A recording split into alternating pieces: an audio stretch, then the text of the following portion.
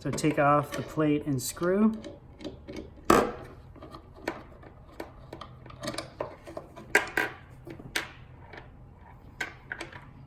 Put the plate inside the box. Lay it flat. Slide it forward. Take the fin where the brass part is. Slide it in. Slide it all the way back. And then you need to line up the hole in the fin with the hole in the metal plate.